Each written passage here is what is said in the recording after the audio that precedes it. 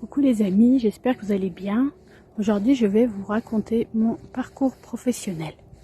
Alors, j'ai démarré en tant que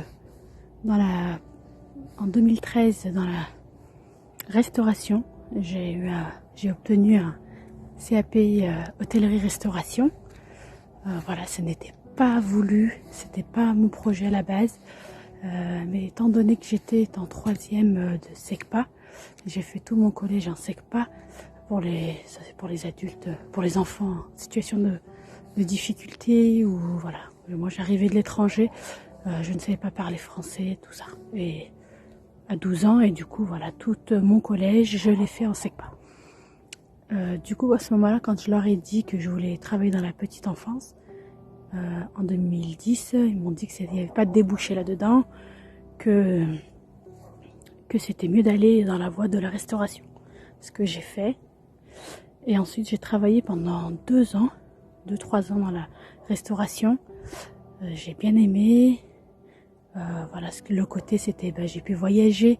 J'ai pu, par exemple, aller être cuisinière en Corse. J'ai pu faire des saisons, voir du monde. Vraiment, c'était super chouette. C'était un univers que j'ai bien aimé. Mais ce que je me projetais pas dans l'avenir, voilà, dans ce métier-là, pour moi, c'était pas une passion. Il me manquait quelque chose. Parce qu'il y avait le salaire qui était bien, j'avais l'ambiance, des fois ça allait aussi, selon les équipes que j'avais. Mais voilà, ça me manquait quelque chose. Et en 2015, j'ai commencé à chercher à me reconvertir au niveau professionnel. Et j'ai donc commencé dans la petite enfance, ce qui était mon souhait de toujours. Et pour le coup, quand j'ai commencé, j'étais chez Aude. C'est une société de garde d'enfants, d'aide à domicile, ménage, repassage, aide aux seniors. Et moi, voilà, j'étais comme une gouvernante au domicile des parents. Je faisais et tout ce qui était tâches ménagères et tout ce qui touchait à l'enfant, l'accompagnement, des devoirs, du quotidien, d'échanges, des soins. Voilà. Et tout était vraiment bien complet. Et là, je m'épanouissais et j'étais bien. J'étais contente. En même temps, cette société m'a offert la possibilité de faire mon CAP petite enfance en alternance. Non, pas en alternance. À distance. Voilà, au début, je me disais pourquoi pas. Et au final, au bout de 2-3 ans, j'ai vu que j'y arrivais pas à distance. Et du coup, j'ai cherché une autre alternative pour le passer en présentiel. Et c'est à ce moment-là que j'ai trouvé la société Les Zouzous Lyonnais, où j'ai pu avoir des cours sur une bonne demi-journée. Et puis le reste du temps, j'étais au domicile des parents, pareil, gouvernante. Je faisais toutes les tâches pour accompagner l'enfant et les parents dans leur quotidien. Ensuite, du coup, c'est en 2018 que j'ai passé mon CAP petite enfance. Je l'ai obtenu, ça a duré 1 année. Et ensuite, j'ai travaillé 1 an en crèche. Alors en crèche, je n'ai pas si beaucoup aimé, puisque c'était mon rêve à la base. Mais sauf que le taux d'encadrement, le temps qu'on consacre aux enfants, voilà, l'accompagnement ne m'a pas plu. Après, voilà, il y avait une bonne ambiance avec les filles, c'était chouette. Mais avoir 8 enfants qui marchent pour un professionnel, pour moi, c'était beaucoup de travail et pas beaucoup de temps consacré à chaque enfant, comme j'aurais bien voulu.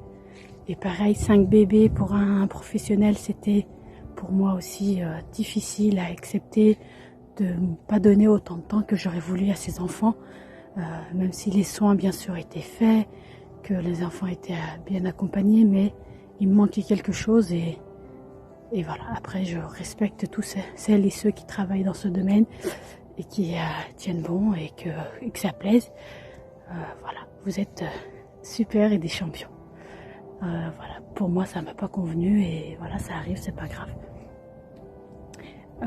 Et ensuite, du coup, là, je me suis réorientée dans le domicile des parents. Et au domicile, du coup, là, par contre, j'étais en direct. J'étais plus avec des sociétés. Du coup, je trouvais mes clients. Et puis voilà, j'étais quand même salariée de la page de l'URSSAF, mais je n'étais plus associée à une agence. Et voilà, ce qui est bien, puisque du coup, le salaire était plus haut qu'en crèche ou avec une société. Voilà, c'est vrai que quand je me suis lancée dans la petite enfance, tout le monde m'a dit tu gagneras pas grand chose, mais pour moi c'était un métier passion. Du coup, je me suis dit c'est pas grave. Certes, en restauration je gagnais bien, mais tant pis, je préfère avoir un travail qui me plaît et qui m'épanouit tous les jours que avoir un salaire assez onéreux, mais finalement pour avoir profité quelques semaines de vacances, quoi. Et puis c'est tout. Il me fallait quelque chose dans le quotidien, quelque chose qui m'épanouisse. Et puis c'était dans la petite enfance que je m'épanouis encore et encore. Voilà, j'essaye toujours de chercher des formations.